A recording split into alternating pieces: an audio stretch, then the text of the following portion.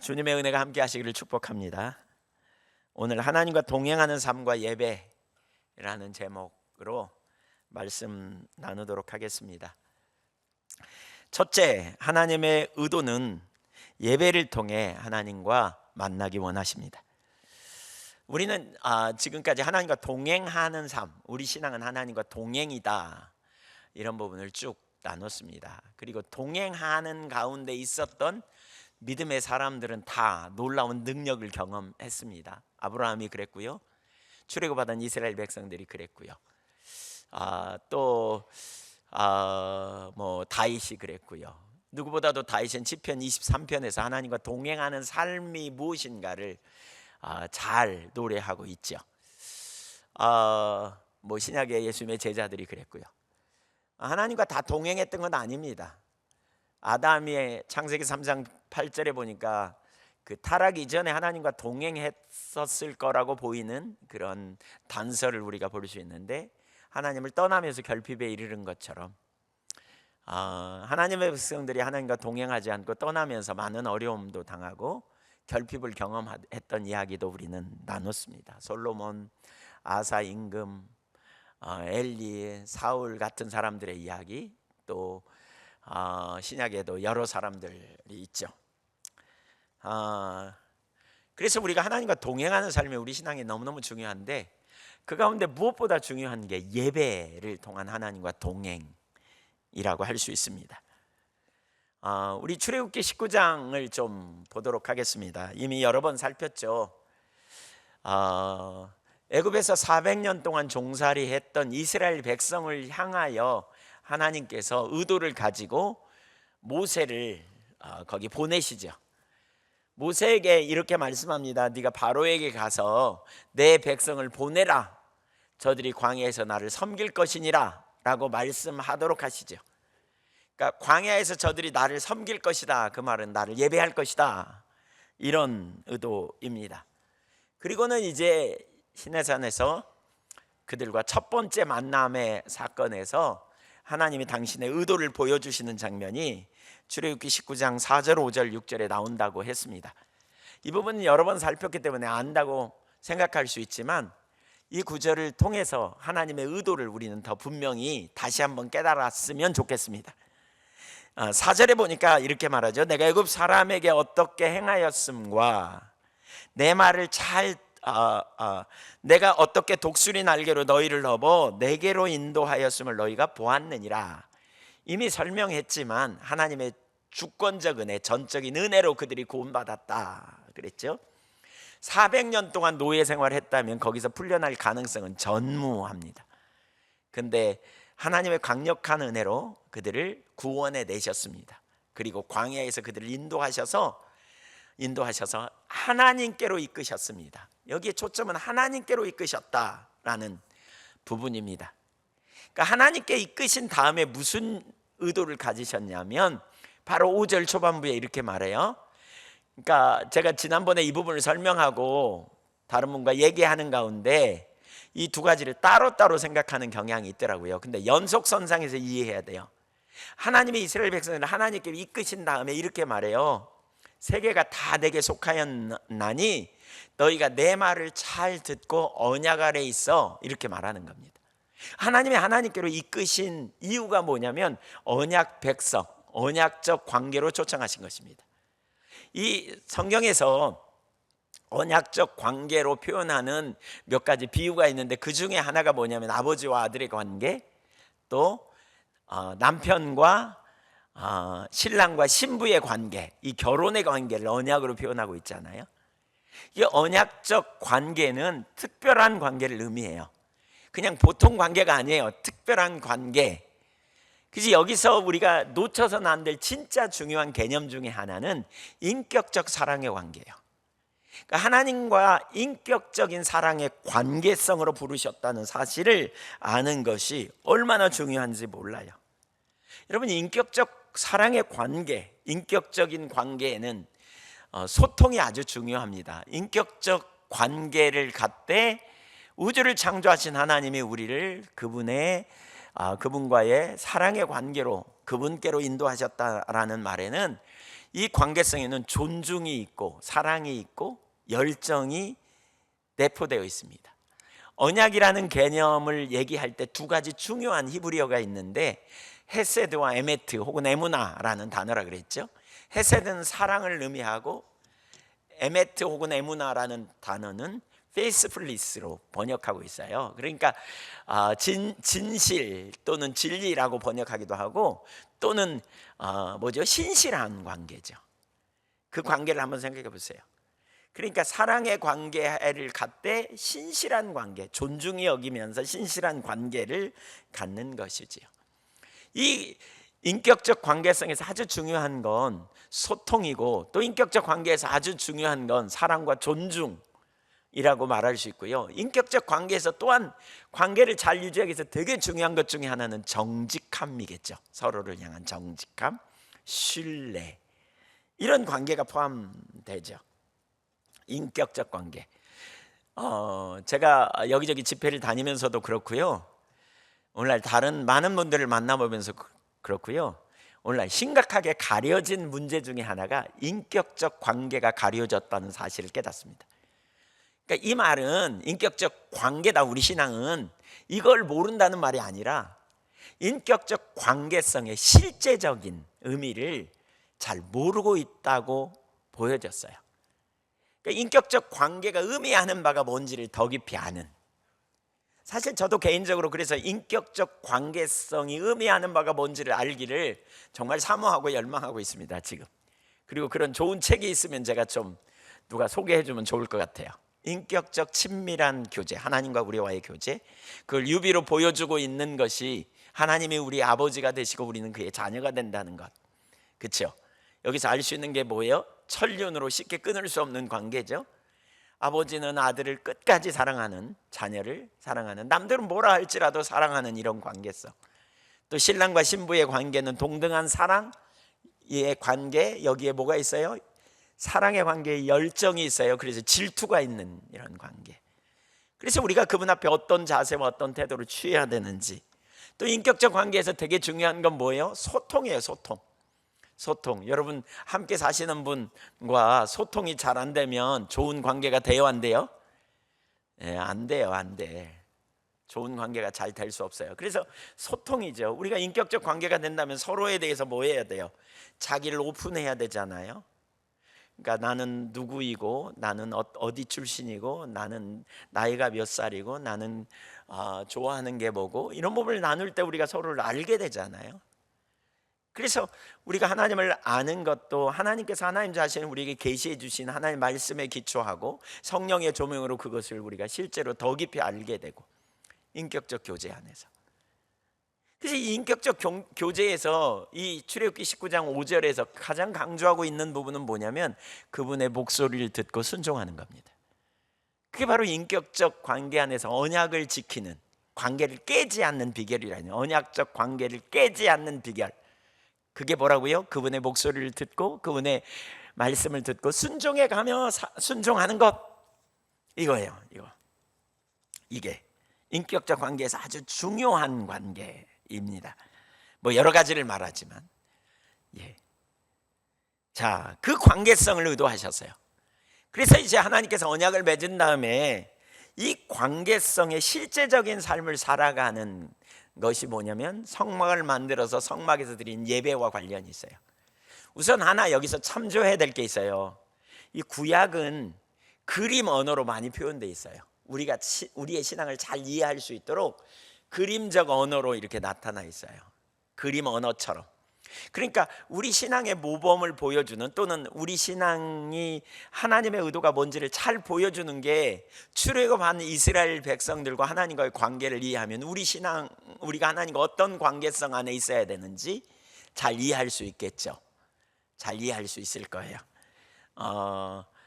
종살이하던 그들을 구원해내신 하나님이 죄와 사단과 사망에서 종살이하던 우리를 구원해내신 하나님이시고, 그건 전적인 은혜로 구원했고, 또 우리도 구원받은 건 전적인 은혜로 구원받았고, 그들을 하나님께로 이끄셨다고 출애굽기 19장 5절에 4절에 말한다면, 요한복음 1장 12절에 영접한 자 곧 그 이름을 믿는 자들에게 하나님의 자녀가 되는 권세를 주셨다라고 우리와 하나님과 인격적 교제로 초청하셨음을 가르치고, 또 고린도서에 보면 막힌 담을 헐어내셔서 하나님을 아버지라 부르짖으며 달려가게 하셨다고 에베소서 2장에도 말씀하고 있고, 그래서 이런저런 영역을 볼 때 구체적으로 우리가 어떻게 가는지, 또 구약에서는 성막을 통해서 하나님께서 만들라고 하시고 거기 임재하시고 말씀하심으로 인도하셨다면, 신약에서 성령을 보내셔서 우리 안에 하나님의 성전을 세우시고 우리 안에서 우리를 구체적으로 인도하시고 돌보시는 역사를 경험하는 역사들,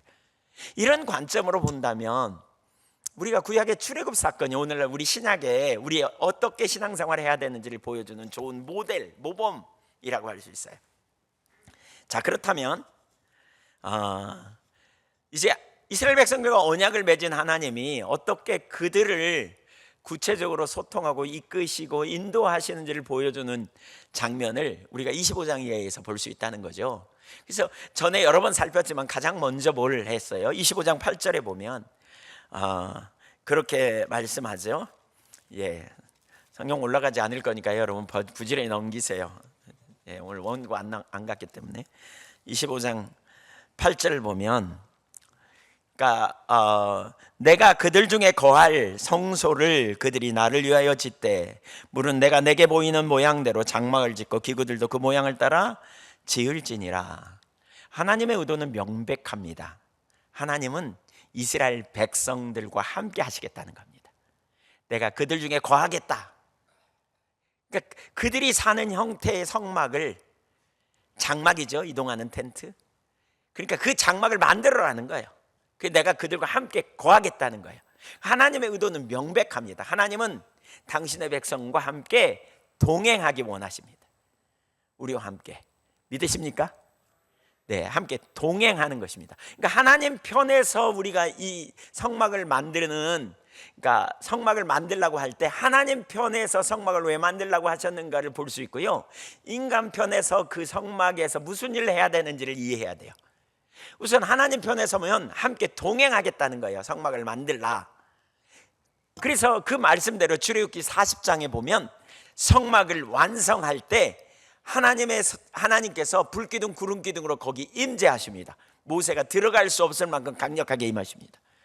그리고 그런 다음에 출애굽기 40장 마지막 한 3절쯤 보면 거기 불기둥 구름기둥이 그들을 이제 보호하셨고, 낮에는 뜨거운 태양으로부터 밤에는 추위와 그리고 들짐승으로부터 그들을 보호하고 지켜주셨고, 그 다음에 불기둥이 구름기둥이 떠오를 때는 이스라엘 백성들이 그 구름기둥과 함께 이동하는, 구체적으로 인도함을 받는 이런 역사를 경험했습니다. 그러니까 한편으로 하나님 편에서 볼 때 성막은 하나님이 그들과 동행하시기 위하여 만들라고 하신 것입니다. 또 다른 한편 인간의 입장에서는 성막은 바로 하나님과 만남을 위한 장소였습니다. 출애굽기 29장 42절을 보겠습니다. 29장 42절. 그러니까 이는 너희가 대대로 여호와 회막문에서 늘 드릴 번제라. 내가 거기서 너희와 만나고 내게 말하리라. 하나님은 성막을 만들게 하시고 이스라엘 백성들과 만남을 의도하셨어요. 만남을. 그리고 그 만남의 방법으로 제사를 드리게 하셨습니다. 그러니까 아침과 저녁에 드리는 번제를 말씀하셨습니다. 이스라엘 백성들이 하나님과의 만남을 위해서 성막을 찾아야 했고 성막에서 번제를 드리도록 하나님 말씀하셨습니다. 이때 아주 중요한 단어가 거기 나옵니다. 이렇게 하나님 말씀하죠. 내가 거기서 너희와 만나고 그랬어요. 어디서 만난다고요? 성막에서. 더 자세히 말하면 성막에서 드리는 제사 가운데서 만나고, 이 얘기입니다. 그러니까 성막에 드려지는 제사를 통해서 주님이 만나 주시겠다는 겁니다. 바꿔 얘기하면 오늘날 우리 예배를 통해서 하나님은 우리와 만나기 원하십니다. 그러니까 예배가 중요해요, 안 중요해요? 중요해요. 왜냐하면 만남의 도구이기 때문입니다. 통로이기 때문에. 예를 들면 제가 누구하고 만나자고 전화를 했습니다. 좀 만나고 싶다고. 그랬더니 저를 만나고 싶으면 어디로 오세요. 그러면 제가 그분을 만나려면 반드시 그리 가야 만나지, 그 옆집으로 가도 안 되고 건너편으로 가도 안 만납니다. 반드시 그리 가야 합니다. 하나님이 그리 와서 만나자는 거예요. 그리 와서. 오늘날로 말하면 우리의 예배를 통해서 하나님 만나자는 거예요. 예배로 오라는 거예요. 오라는 거예요. 거기서 내가 너와 만나겠다 이렇게 말씀합니다. 이 얘기를 바꿔 얘기하면 예배는 하나님과 만남을 의도하고 우리가 예배의 장소에 와야 한다는 거예요. 그러니까 그냥 습관처럼 부모님이 보내니까 주일날 교회 가야지, 그리고 앉아 있다가 끝나면 그냥 가는, 이게 예배가 아닙니다. 예배의 가장 주된 목적은 하나님과 만남을 의도하셨다는 사실을 기억해야 합니다. 그런 마음이 없으시고 왔다면 지금 다시 하나님 만나주세요 이렇게 사모하는 마음으로 여러분 오셔야 돼요. 하나님과 만날 때 우리의 삶에 놀라운 일이 일어나거든요. 그러면 어떻게 하나님과 만나요? 어떻게? 말씀을 듣는 거예요. 말씀을. 내가 거기서 말하리라 그랬어요. 그러니까 말씀을 통해서 우리는 주님을 만나게 됩니다. 사실 하나님은 영이십니다. 영이십니다. 그래서 형상이 없습니다. 우리처럼 육신이 없어요. 그래서 하나님이 우리에게 당신 자신을 계시하실 때는 말씀으로 계시하세요.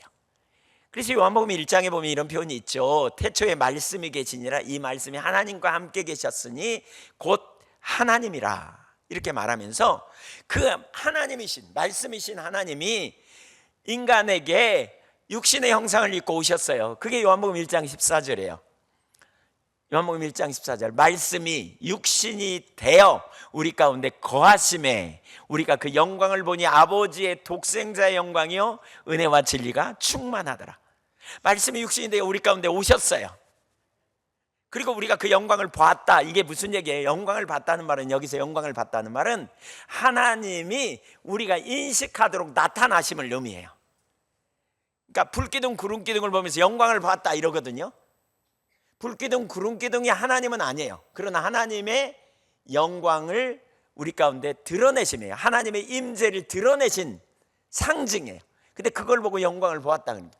그러니까 그 하나님의 영광을 인식하는 것이 곧 하나님의 영광을 보았다, 이렇게 표현하는 거죠. 그래서 말씀이신 하나님이 육신을 입고 우리와 같은 형상으로 우리에게 오신 사건, 이게 성육신 사건이에요.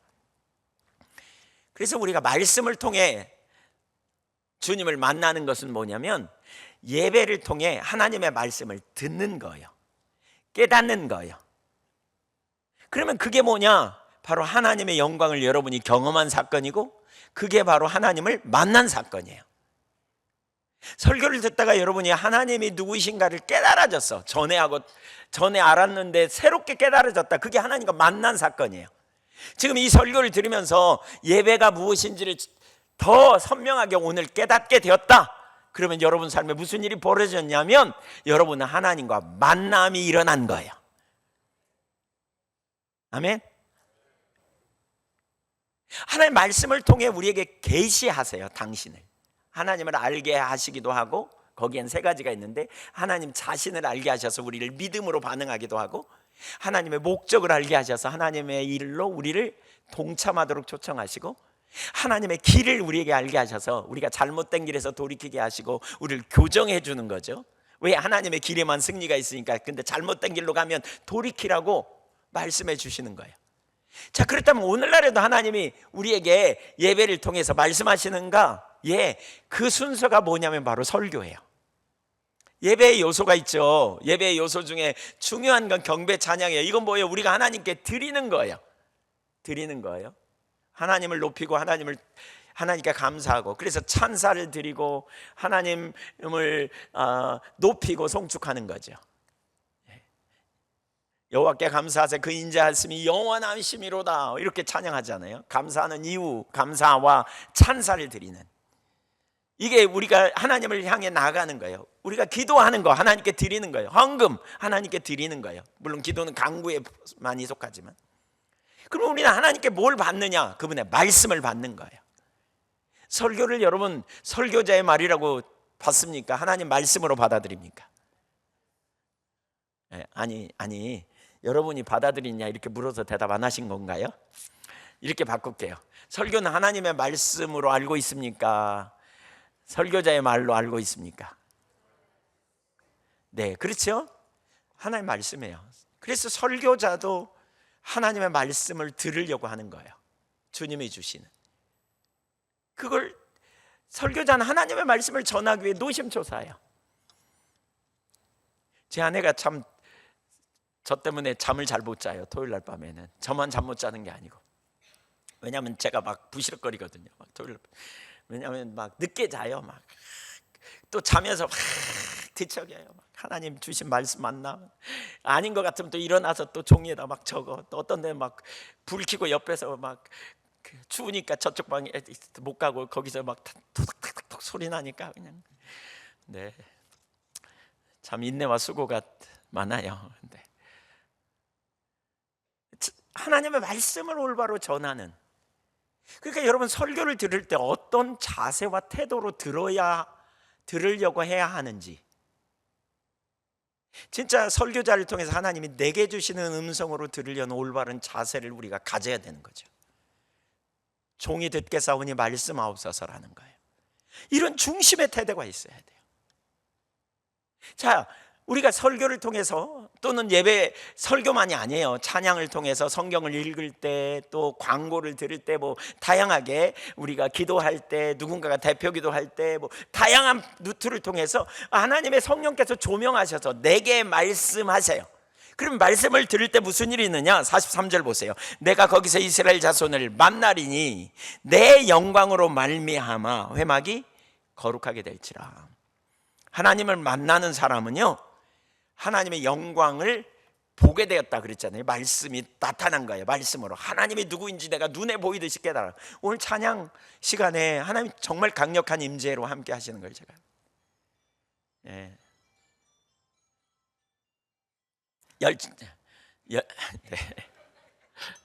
네. 열정을 부으소서 이 찬양하는데, 진짜 그 진정성 있게 여러분 이렇게 찬양하는 걸, 제가 찬양 인도자들도 그렇고 많은 분들이 진정성 있게 하나님을 찬양하는 자리로 나가는 거가 제게 느껴졌어요. 저도 그렇고요. 진정성 있게 진짜 성령을 부으소서.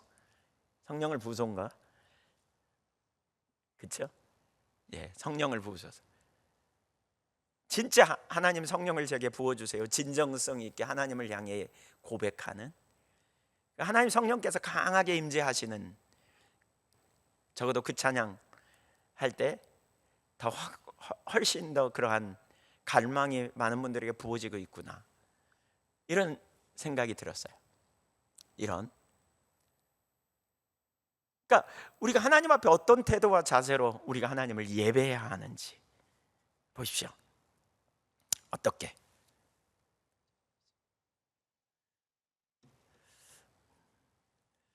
네, 고린도후서 3장 18절을 한번 보겠습니다. 고린도후서 3장 18절. 오늘 성경 찾아야 합니다. 예, 여기 올라오네요. 자막. 네, 자막 감사하네. 자, 같이 읽어보죠. 시작. 다 수건을 벗은 얼굴로 거울을 보는 것 같이 주의 영광을 보매 그와 같은 형상으로 변화하여 영광에서 영광에 이르니 곧 주의 영으로 말미암음이라. 우리가 어떻게 변화되냐? 어떻게 변화되느냐? 주의 영광을 볼 때 변화된다는 거예요. 따라서 보세요. 주의 영광을 보면 그분의 형상으로 변화된다. 무슨 얘기예요? 그러니까 예배를 드리면서 하나님이 누구인지 인식하게 되잖아요. 하나님이 누구인지. 그러면 우리의 삶이 하나님께 반응하면서 우리가 염려가 맡겨지고, 그렇죠? 하나님께 내 미래도 맡기니까 화나는 거, 낙심하는 거 다 주님께 맡기고 우리 삶이 조정되어진다는 거예요. 두려움도 내려놓고 또 하나님의 길을 따라가고, 이런 일이 일어나는 거죠. 하나님 기뻐하시는 자로 변화돼요. 근데 어떻게? 그와 같은 형상으로 변화, 영광으로 영광에 이르는데 곧 이것은 뭘로? 성령으로 말미암아 그 일이 일어난다는 거예요. 성령께서 강력하게 임재하실 때 여러분이 설교가 들려요. 하나님의 성령께서 역사하시면 설교가 깨달아져요. 그러면 우리가 뭐가 돼요? 믿음이 생겨요. 그리고 그분과 같은 형상으로 우리가 변화져요. 설교를 듣는 것도 이게 은혜가 필요해요. 그래서 혹시 설교를 안 들리거든 누군가에게 중보기도 하세요. 설교 잘 듣게 해달라고, 들리게 해달라고. 여러분이 설교를 그날 어떤 부분이 깨달아지면 그날 주님과 만난 거예요. 그게 왜냐하면 형식적인 신앙이 달라지거든요. 인격적인 주님이 내게 주시는 음성으로 들어지면 달라지거든요. 그래서 조정이 일어나죠. 조정이 일어나요. 우리 인간이 참 불완전해요. 제가 어제 누구하고 무슨 얘기를 좀 나눴는데 아침에 눈 뜨자마자 제가 얘기한 게 좀 과할 수 있겠다는 생각이 탁 들더라고요. 그래서 하나님 앞에 회개하고요, 제가 아침에 잠깐 얘기를 나눴어요. 내가 어제 얘기한 게 좀 과할 수도 있겠다 싶어서 얘기했는데 이런 의도로 얘기했다, 이렇게 나눴어요. 우리가 얼마나 불완전한지 몰라요. 자기가 그 순간 믿고 있고 이것이 진리라고 믿는 것이 얼마나 잘못됐는지. 그러니까 우리가 정말 한편으로는 겸손함으로 하나님이 우리를 깨닫게 해주시고 우리를 계속 새롭게 하시고, 우리가 하나님을 아는 것만 해도 그렇지 않아요? 하나님이 전지하시다는 사실을 알았는데 더 놀라운 사실, 그 전지하시다는 지식이 내게 더 구체적이고 전능하신 하나님을 더 많이 알게 되고, 그러면 우리 신앙은 점점 더 성숙되고 자라겠죠. 이런 은혜가 우리 예배를 통해서 일어나야 된다니까요. 아멘. 그래서 거룩해져. 주님 만나면, 예를 들면 맨날 염려해, 그냥 맨날 밤낮으로. 그런데 어느 날 예배 드리는데 하나님이 얼마나 전능하시고 능력의 하나님인가 선명히 깨달아져. 맨날 이론으로는 다 알았어. 전능하신 하나님 다 알았어. 근데 그날 깨달아져요. 그러면 그날 내려가면서 그 계속 염려하는 게 계속 남아있을까요? 끊어질까요? 물을 필요도 없어요. 단번에 끊고 나갈 거예요. 이런 일이 예배를 통해서 일어나야 된다니까요. 이런 일이, 내가 가서는 안 될 길을 가고 있는데 주님이 내게 예배를 통해서 만나주시고 나를 지적해서 거기서부터 돌이키라 그래. 이런 일이 일어나야 된다니까요. 그래서 저는 예배를 마치고 나갈 때 악수하면서 제가 유심히 여러분 얼굴 막 봅니다. 오늘부터 저하고 악수하려고 안 하실 수도 있는데 봅니다. 오늘 말씀을 듣고 기쁨이 있는가, 예배에 성공하셨는가, 아니면 오만상을 찌푸릴 수도 있어요. 눈물을 흘릴 수도 있어요. 왜? 아이고, 나 이렇게 안 살고 싶은데 이거 뭐야? 나는 내가 하고 싶은 거 이건데 주님은 그거 하지 말라 그러네. 그게 죄라 그러네. 그거 우상 숭배라 그러네. 우상인지 몰랐는데 깨달으니까 우상이네. 그러면 어떻게 돼요? 단번에 결단하고 나가면서 감사합니다 이럴 수도 있지만 마음에 엄청 갈등을 갖고 꼭 그렇게 살아야 되나, 막 이런 갈등이 막 마음속에 가득 차겠죠. 근데 웃으면서 아무렇지도 않게 가요?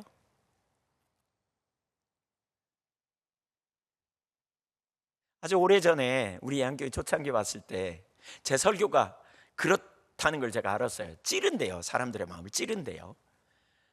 전 전혀 그렇다고 생각 안 않는데 이렇게 찌른대요.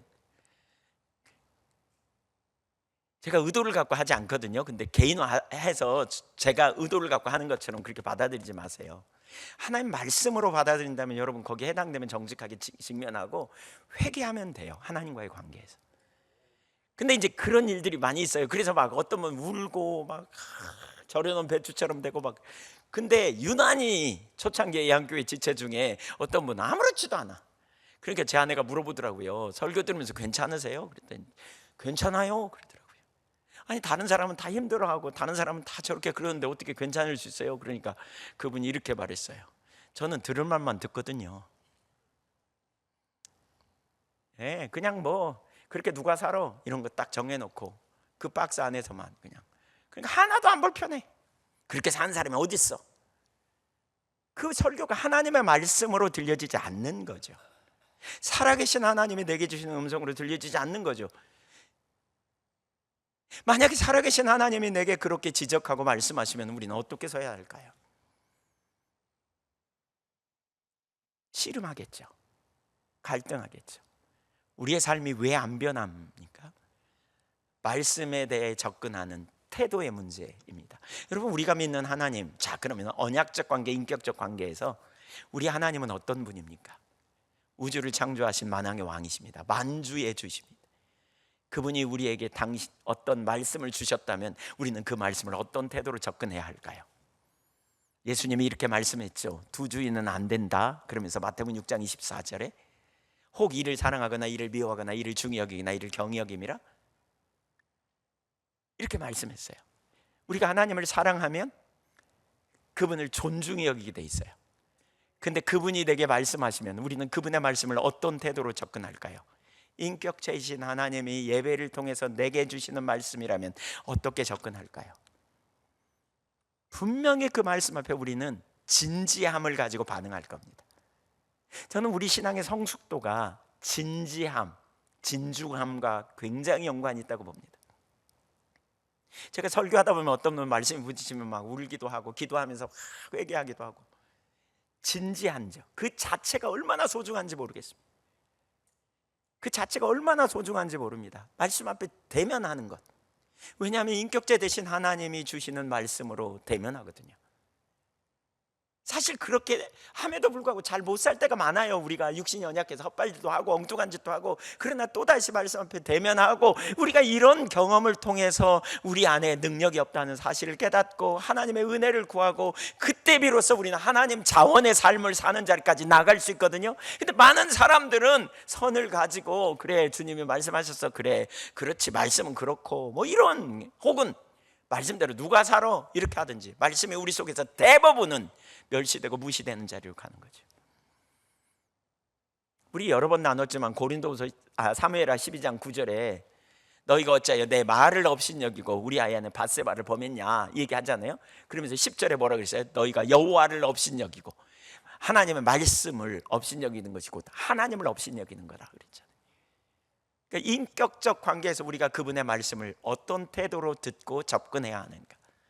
하나님의 말씀을 들을 때 우리가 그 말씀대로 다 살 수 없다면 주님은 우리에게 말씀도 안 하실 거예요. 주님이 우리의 체질을 몰라요? 주님이 우리를 모르세요? 우리가 어떤 수준인지. 여러분 부모님들이 어린아이한테, 뽁뽁 기는 어린아이한테 내일부터 걸을지어다 이렇게 명령해 보세요. 그 아이가 내일 걷습니까? 그리고 못 걷는다고 매일 두드러 패. 너는 왜 대소변도 못 가리냐? 그 제정신이 아닌 부모죠. 하나님이 우리에게 그렇게 말씀하신다고 보십니까? 하나님은 우리의 체질을 아시는데 우리 속에 이미 어떤 선을 가지고 우리가 접근하고 있지 않은지 보십시오. 인격체 되신 하나님이 성령의 조명으로 설교자를 통해서 혹은 다양한 루트를 통해서 내게 말씀하시고 그 길을 제시하신다면 우리에게 능히 살 수 있는 능력도 주시고 필요한 순간에 필요도 채워주시고 지혜도 전략도 그분이 주실 줄로 믿습니다. 인격적 관계에서 우리가 참된 예배자가 되는데 말씀을 통해 주님 만나주신, 근데 이때 우리가 염두에 둬야 될 것은 하나님이 주시는 말씀을 우리가 받아들이려는 중심의 자세가 중요하다는 겁니다. 얼마나 내가 존중함을 가지고, 얼마나 내가 경외심을 가지고 주님의 말씀을 받아들이려는 자세가 있는가 하는 거예요. 이게 안 되면 우리는 주님의 말씀을 제대로 들을 수 없고 그리고 실패할 수밖에 없습니다. 그래서 하나님과 언약의 관계는 생각보다 훨씬 밀착된 관계입니다. 친밀한 관계입니다. 45절 한번 보겠습니다. 출애굽기 29장 45절을 보십시오. 거기 하나님이 이렇게 말씀합니다. 내가 이스라엘 자손 중에 거하여 이스라엘의 하나님이 되리니. 이게 무슨 얘기예요? 내가 너희 중에 살면서 나 너희에게 하나님 노릇할 거야. 내가 너희에게 하나님 노릇할 거야. 입술로만 하나님이 아니라 내가 너희에게 거하면서 살면서 동행하면서 내가 하나님 노릇할 거야. 지금 이 얘기입니다. 어떻게 하나님 노릇하십니까? 말씀하시면 듣고 순종하고, 필요한 순간에 하나님이 우리를 보호하시고 지켜주시고 인도하시고 돌보시고 전략도 주시고 능력도 주시고 이 삶을 얘기합니다. 그래서 46절 보세요. 그들은 내가 그들의 하나님 여호와로서, 내가 그들의 하나님, 다른 이의 하나님이 아니에요. 바로 그들의 하나님, 너희의 하나님, 나는 너희의 하나님 여호와로서 내가 너희 중에 거하려고, 함께 살라고 너희를 애굽 땅에서 인도하여 낸 줄을 알리라. 나는 너희의 하나님, 그들의 하나님 여호와니라. 내가 너희에게 하나님 노릇하려고. 그냥 내가 너희와 그냥 한번 구원해 놓고 뒷짐지고 있는 하나님이 아니라 나는 너희를 구체적으로 인도하고 돌보고 너희를 가르치고 너희를 일으키고 너희와 동행하려고, 지금 그 얘기입니다. 보세요. 여기 함께 거하려고 46절에 내가 너희와 함께 거하려고 라는 단어를 현대어 번역에서 그래서 이렇게 표현했다 그랬잖아요. 뒹굴며 살려고. 내가 너희와 함께 뒹굴며 살려고.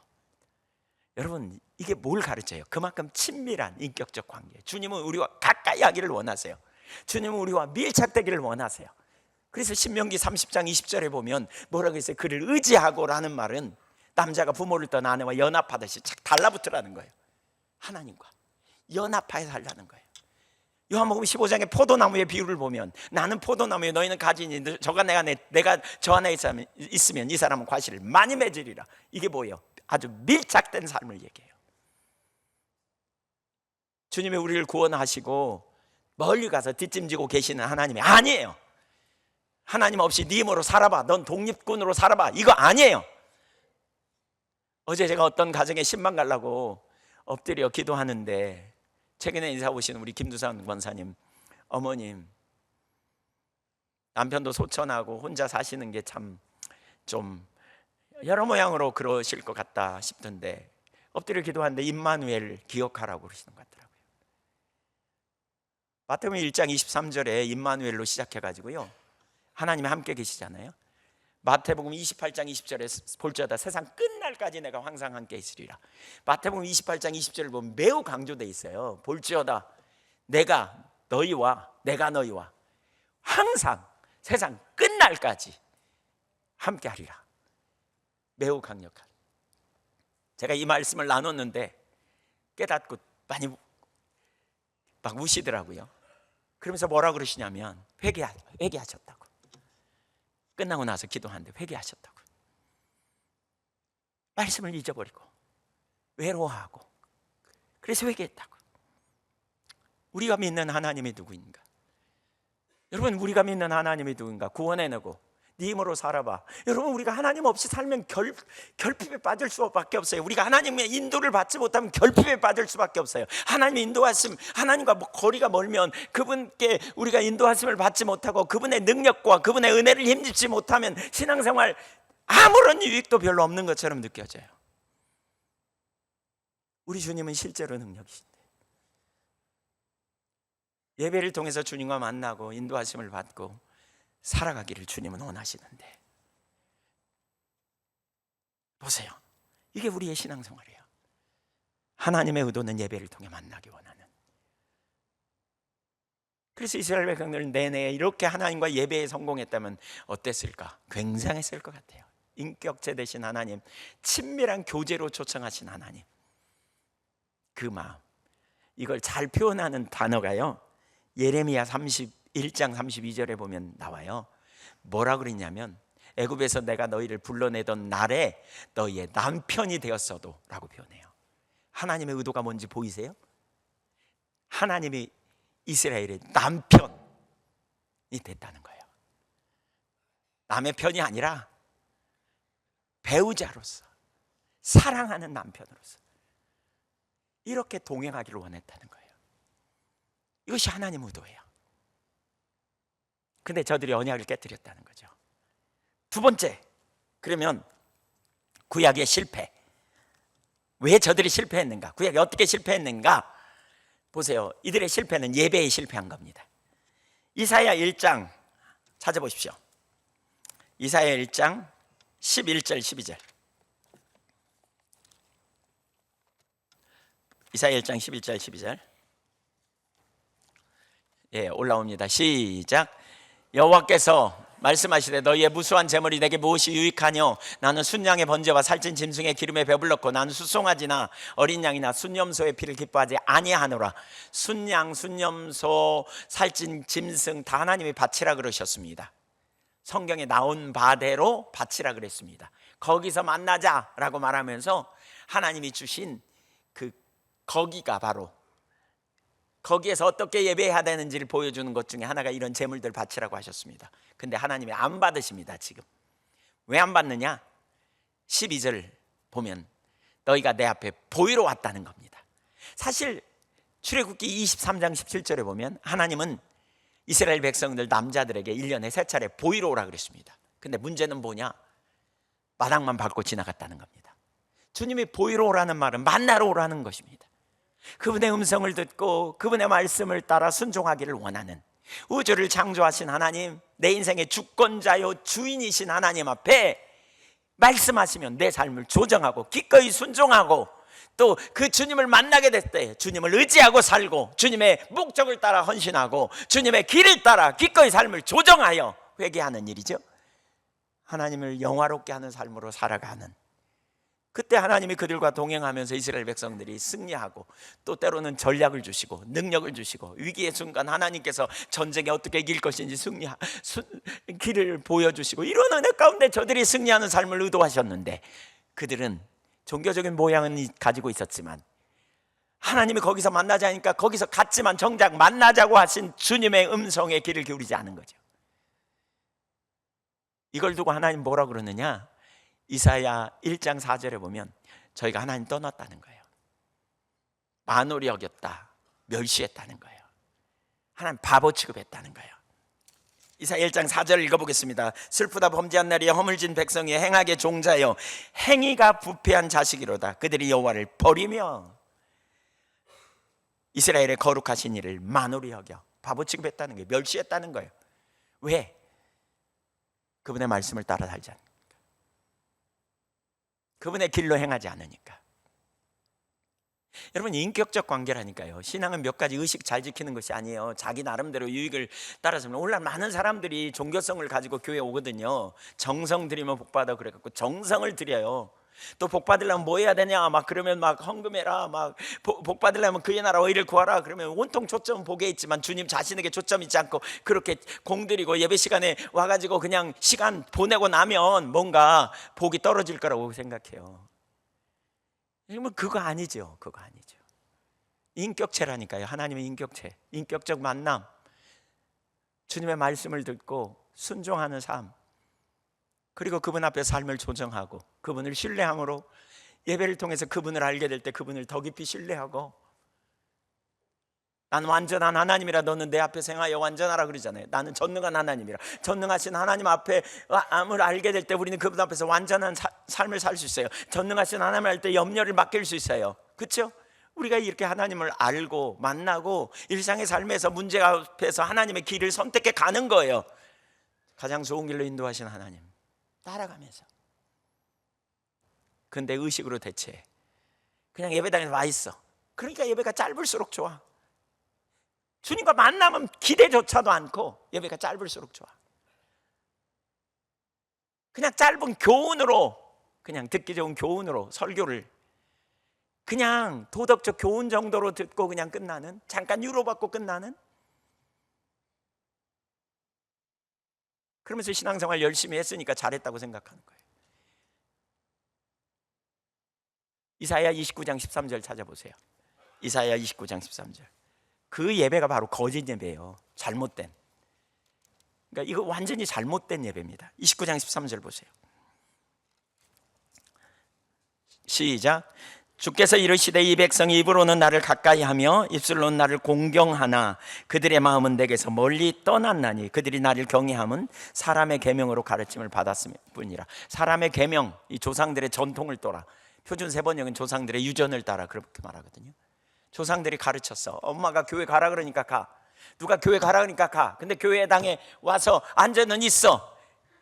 근데 말씀도 안 들리고 또 뭐 예배 아이고 길기도 하고 뭐 그러니까 그냥 또 해. 근데 그 좀 열심히 있는 사람은 뭐예요? 하라는 대로 다 해. 찬양도 해. 일어나서 경배도 해. 나름 재미도 있어. 근데 주님이 보실 때는 뭐예요?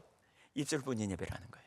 마음은 없는, 중심이 안 담겨져 있는, 진짜 하나님을 인격적인 하나님으로 존중하고 사랑하는 가운데 우리 혀의 말을 하나도 알지 못함이 없는 그분의 음성, 그분을 높이고 그분을 예배하고자 하는 중심이 없는, 그 없이 드리는 예배,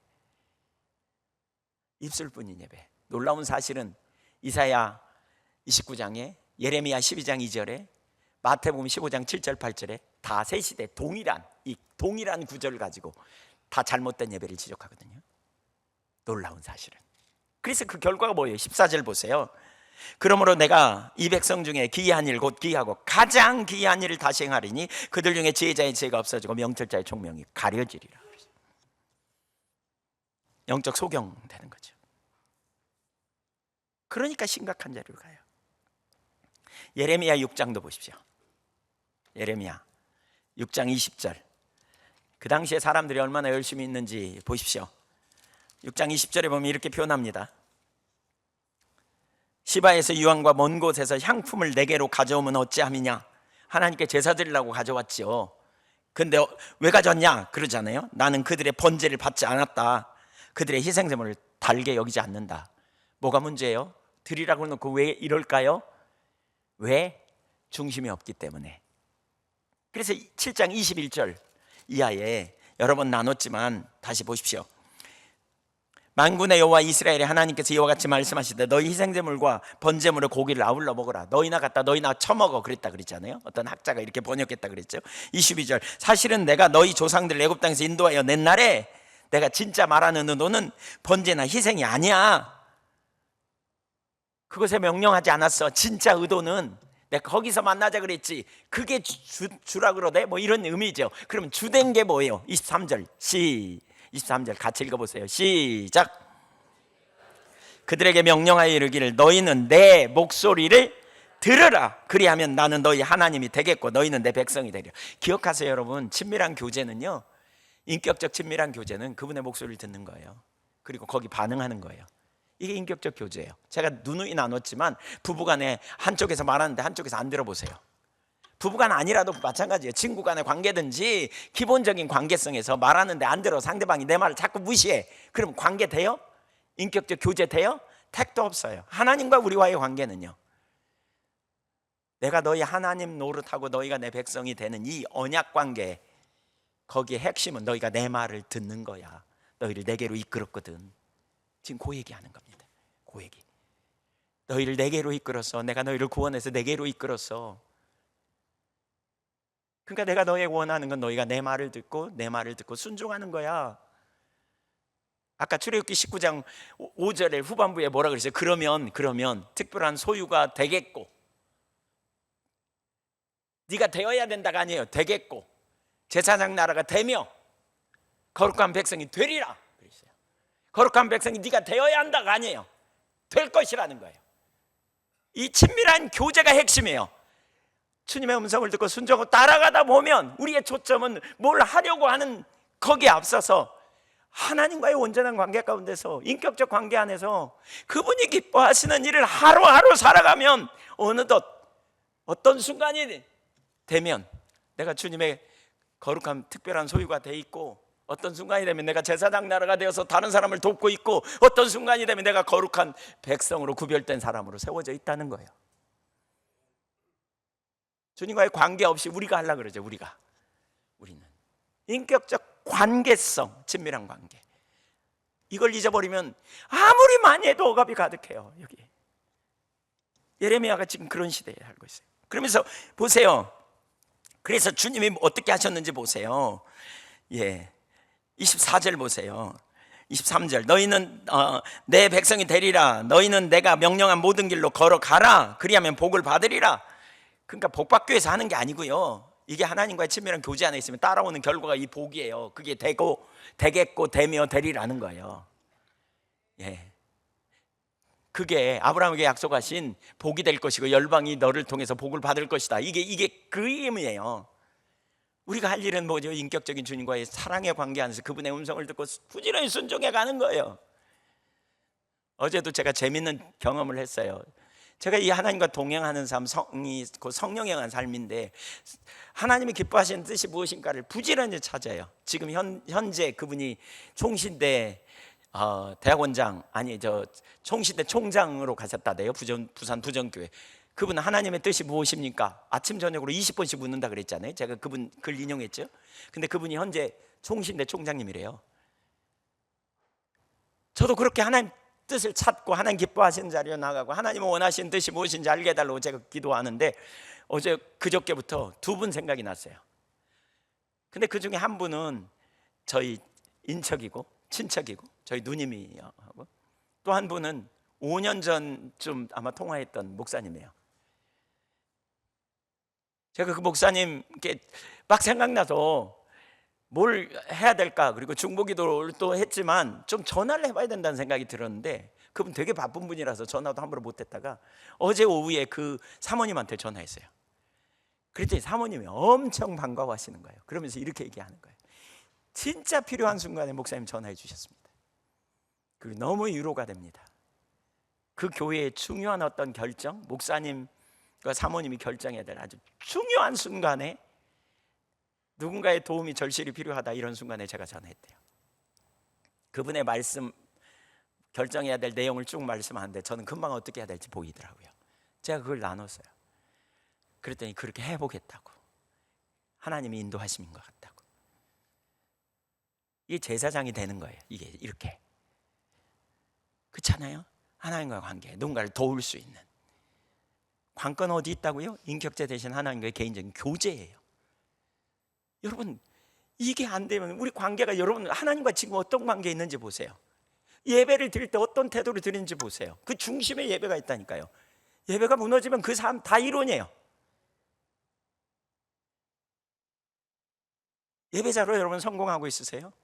우리 함께 모여 드리는 예배, 뒤에 나오지만 함께 드리는 예배만이 아니라 개인적으로 우리가 예배 이렇게 하나님 앞에 성공할 때, 우리가 하나님과 만남이 있는 예배를 아침에도 드리고 저녁에도 드리고 혹은 운전하면서도 드리고 설거지하면서도 드리고, 여러분이 하나님 앞에 그렇게 예배자로 나갈 때, 구약의 예배와 신약의 예배는 달라요. 뒤에가 설명하겠지만 장소의 문제가 아니에요. 영과 진리의 문제예요. 근데 예배 드릴 때 하나님은 우리를 깨닫기도 하고 인도하시기도 하고 이끌어 주시기도 하고.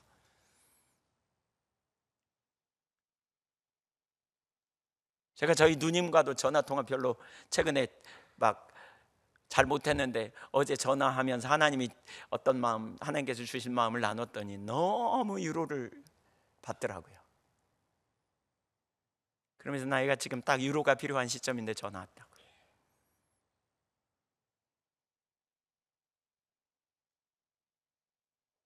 사실 그 두 분보다 제가 훨씬 신났어요. 제가 주님 앞에 얼마나 기쁘고 감사한지. 우리가 주님과 인격적 친밀한 교제가 무엇인지.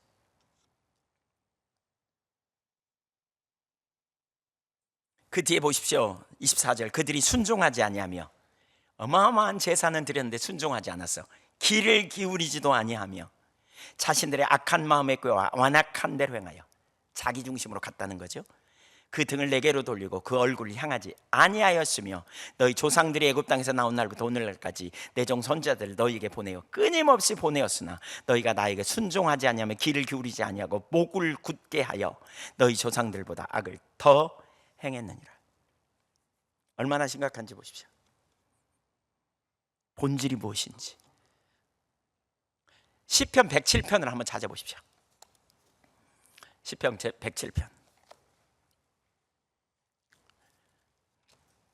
여기서도 우리 신앙이 뭔지 분명히 볼 수 있습니다.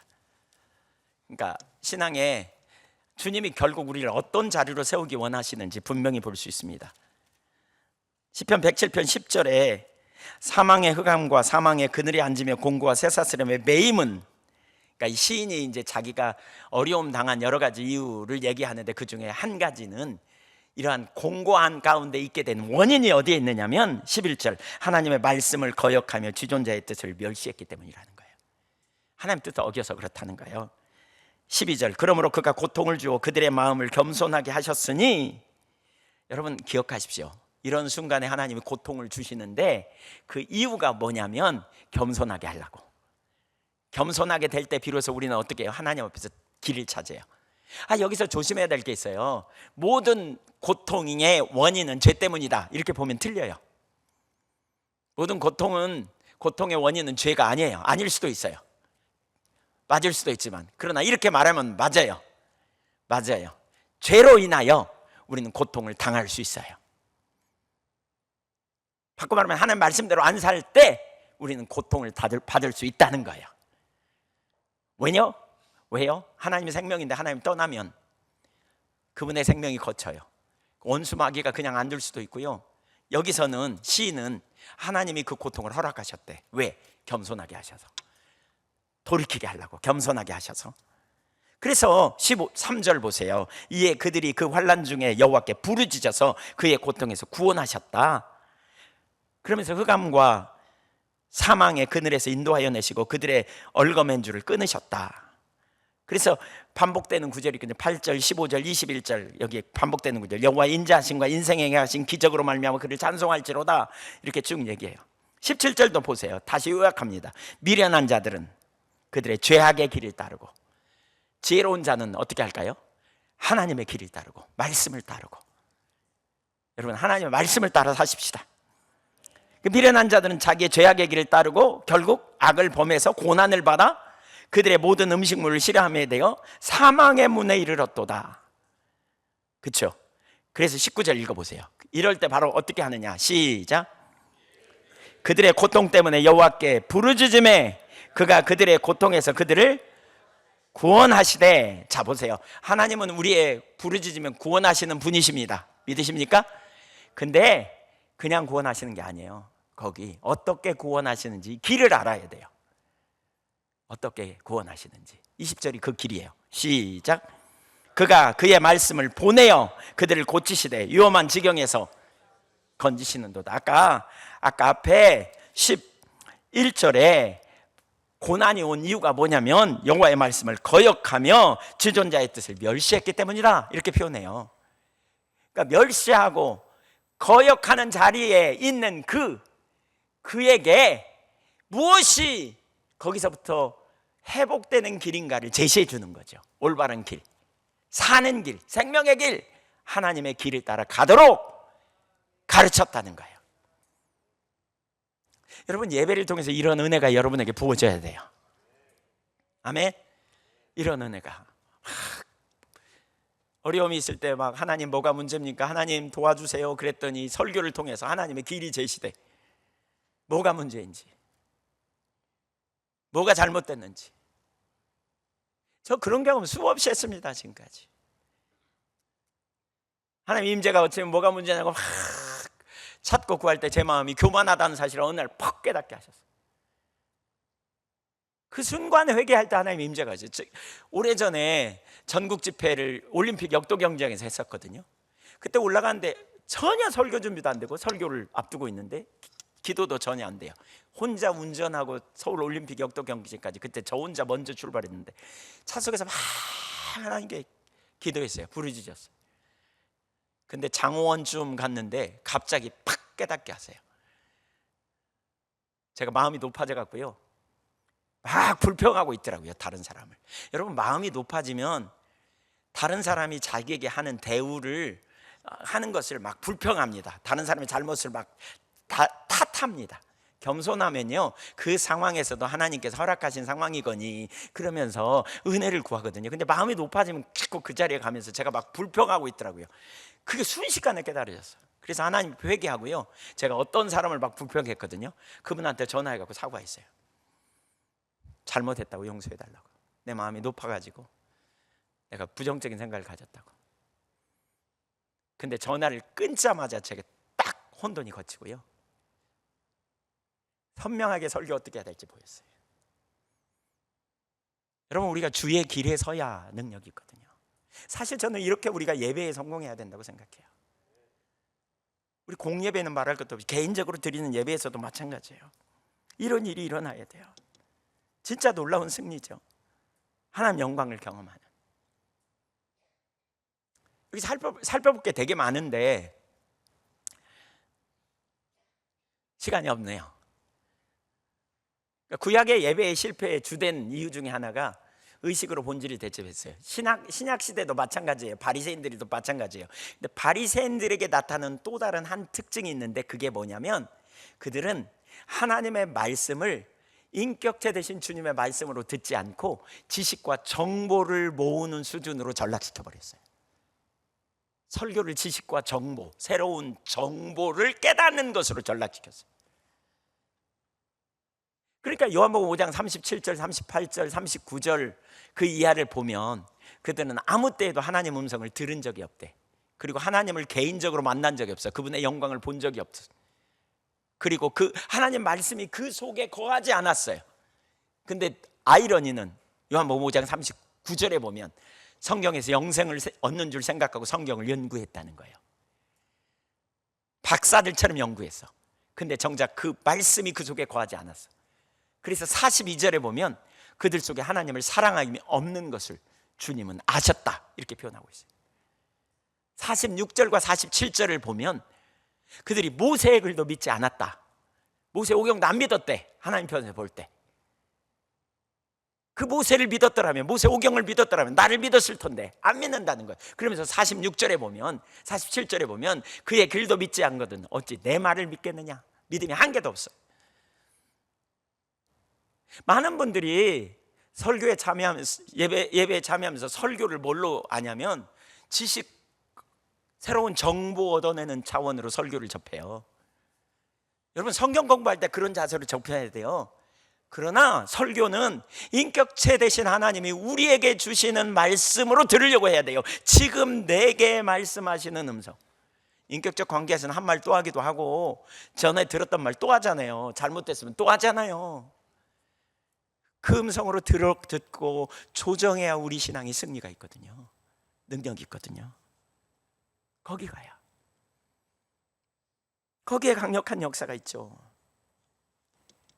근데 이걸 실패했어요. 그래서 하나님이 그러는 거예요. 내가 그들의 남편이 되었어도, 그래서 남편이 되어서 그들의 손을 잡고 애굽에서 이끌어냈어도 그들이 내 언약을 깨버렸다. 왜? 안 들으니까. 오늘 하나님이 우리를 어떻게 구원해 주는지 생각해 보세요. 근데 우리는 그분의 음성을 듣는 일 안 가. 그분의 말씀 들으려고 하지 않아. 한번 해보세요. 이런 태도가 우리 가운데 너무나 팽배되어 있어요. 오늘 이 설교 하라고 그랬는지 제가 알 것 같아요. 그 자세가 우리 가운데 뒤집어지지 않으면요, 우린 진짜 우리 신앙 성숙되지 않아요. 변하지 않아요. 인격체 되신 하나님과의 개인적인 교제.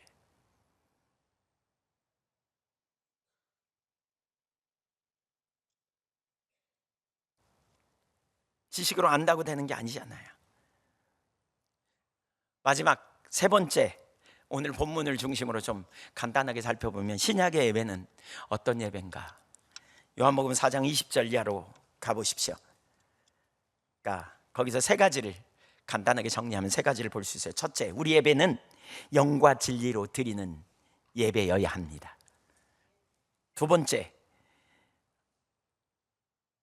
하나님은 이런 예배자를 찾으십니다. 거기 그렇게 말하죠.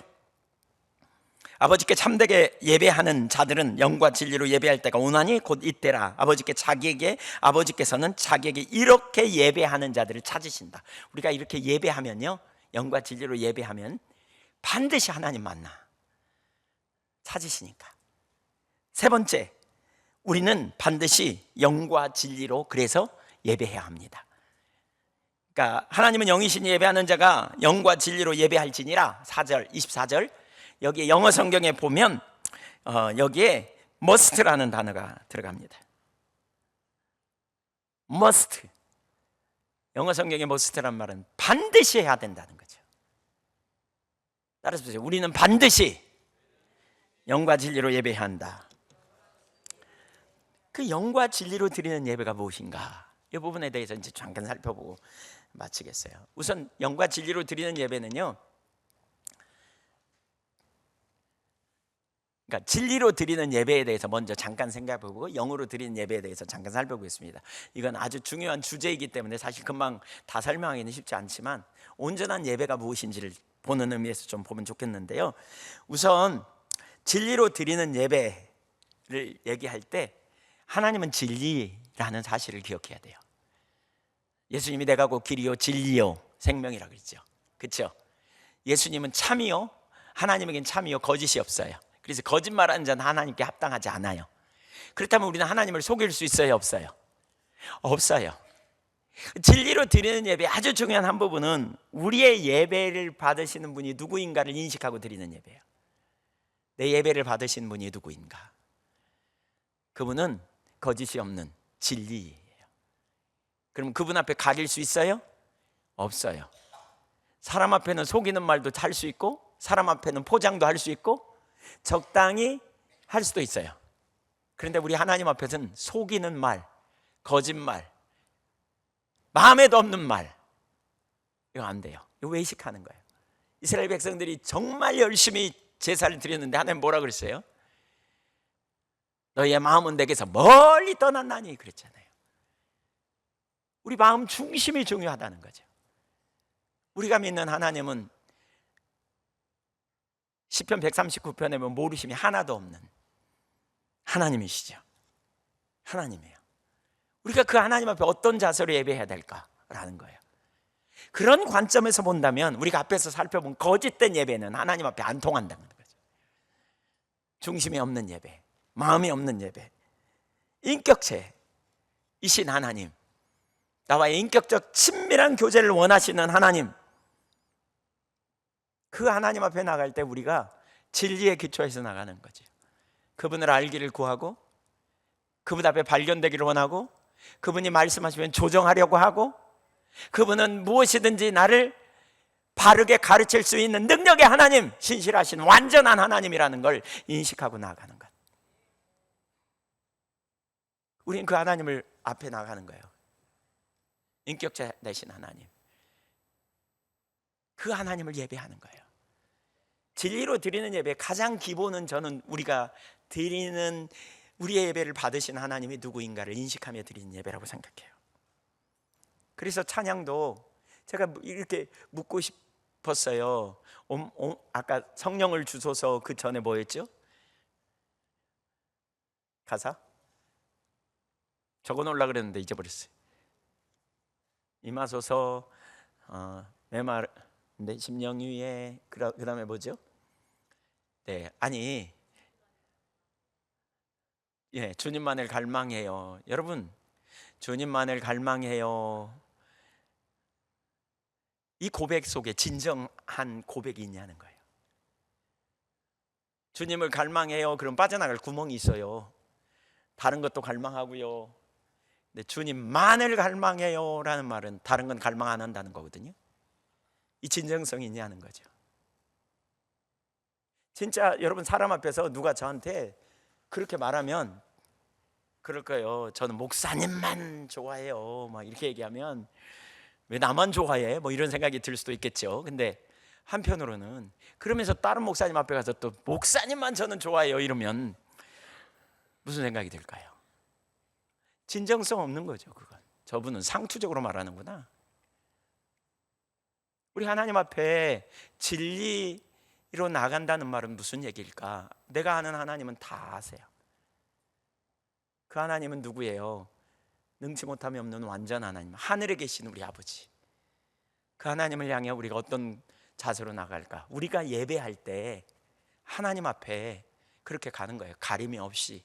설교를 들으면서 여러분, 혹시 여러분이 그 자리에 있는 게 막 콕콕 들어와, 그러면 정직하게 증명, 제가 그래요, 그래서 하나님, 제가 하나님 은혜가 필요해요, 이렇게 나갑니까? 아니면 아이고 나들으라고 하는것만 그럽니까? 핑계대고 합리화하고 자기중심을, 이게 온전한 예배가 아니죠 사실.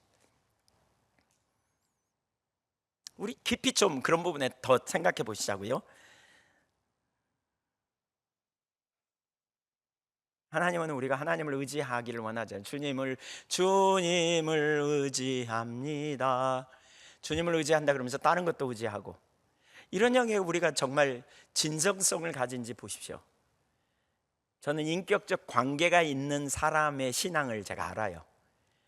인격적 관계가 돼 있잖아요. 그러면 진지하더라고요. 그런 사람은 진지해요. 예배를 드리고도 진지하고, 말씀을 얘기하면 눈이 번쩍번쩍하고, 하나님의 길이 보이면 그 앞에 반응하고, 진지해요. 제가 지난번에 어느 가까운 지방에 집회 갔잖아요. 교회마다 돌아가면서 와, 이렇게 보니까 자기 순서 맡으면 와. 근데 처음부터 어떤 교회는 막 와서 은혜가 되니까 사람들이 더해지긴 했어요. 근데 어느 날 어떤 교회에서 왔거든요. 근데 그 교회의 성도들은 굉장히 진지하더라고요. 설교를 들으면서 막 울고 회개를 하기 시작하고요. 그 다음날 많은 분들이 또 오고 반응해요. 제가 금방 알았어요. 아, 이 교회 성도들은 하나님과 관계에 진정성이 있구나. 우리 신앙의 진정성이, 인격적인 관계 앞에서 하나님 앞에 진정성이 있는데 어떻게 우리가 함부로 틱틱해요? 만왕의 왕이신 하나님 앞에서 하는데. 우리 예배도 마찬가지예요, 여러분. 성령으로 우리 안에 와 계시잖아요. 성령님.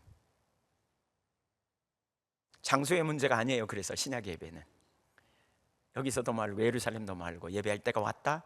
지금 그때예요. 우리 안에 와 계세요. 그래서 우리가 어디서든 예배할 수 있어요. 그리고 성령의, 우리는 성령 안에서 우리가 하나님이 기뻐하시는 찬양, 또 하나님이 기뻐하시는 형태의 우리가 예배를 드릴 수 있죠. 인도하심을 받으니까. 동시에 우리가 그렇게 나갈 때 성령님은 통해서 하나님은 우리에게 말씀하시고 우리를 이끄시고 길을 제시하고 비추시는 자리로 우리가 갈 수 있게 되죠. 자, 이 영역에 더 자세히 살펴볼 부분이 되게 많은데요. 시간이 없어서 그런 영역은 다 보지 못하지만 기본적으로 좀 생각해 보자고요. 성령에 의한 예배 주도하시고, 성령이 말씀을 알았는데 듣기 원하는데 잘 못 알아들으면 깨달라고 막 구하세요. 성령님 조명해 주세요. 여러분 예배도 잘 안 드려지는데, 말씀도 잘 안 들리는데 막 뒤에 가지거나 2층으로 막 가지 말고요. 죄송합니다. 2층은 다 안 들리는 자리란 말은 아닙니다만, 뭐 안 그렇다는 말도 아닙니다. 근데 그 자리에 앉아서 졸고 있고 그러지 말고요. 앞으로 오세요. 진짜 우리의 중심의 태도를 저는 봐야 된다고 생각해요. 하나님 앞에. 북한의 김정은 앞에 선 사람들 봤어요? 보셨어요, 여러분? 텔레비에 나오는 거 어떻습니까? 이게 볼펜 갖고 이러고 있잖아요, 이러고. 김정은이가 말해도 그러고 있는데, 살아계신 하나님의 음성 앞에 우리가 어떤 태도와 자세를 가지고 예배당에 나아가는지 한번 살펴보십시오. 성경을 대할 때, 하나님을 예배할 때 중심이 없어 그냥 불러 제끼고 그 시간에 앉으라 그러니까 하나님 찾는 예배 자리에 다윗의 장막에 와서, 또는 저 아침에 일어나서 큐티한다 그러면서 진짜 하나님이 주시는 음성을 들으려는 태도 없이 그냥 숙제하듯이 성경 읽어가는, 진짜 아무런 의미도 없습니다. 제가 볼 때는 짧은 시간에 찬양 하나를 해도 진심을 담아서 하늘 아버지께 온 마음으로 예배를 드리면 그 순간 하나님이 임재하시고 만나주시고 우리의 삶에 놀라운 인도하심을 경험하게 돼요.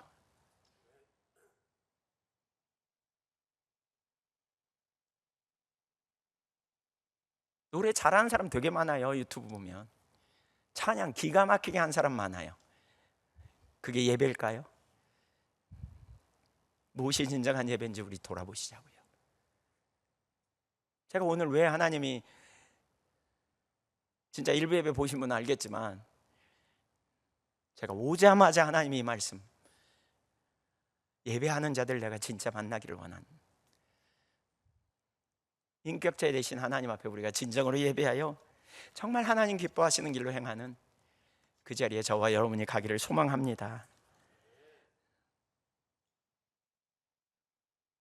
성령의 조명이 있는, 성령의 인도하심이 있는, 성령의 나타남이 있는 그런 예배, 그러면 우리가 거기 순종하고 따라가고 반응할 때 하나님을 경험하는 거죠. 주님의 말씀을 따라가면 끝에 가면 주님을 만나요. 거기서 우리의 지식이 자라고 우리는 진정한 행복을 경험하는 놀라운 승리가 있어요. 저와 여러분이 그 자리에 가기를 원합니다.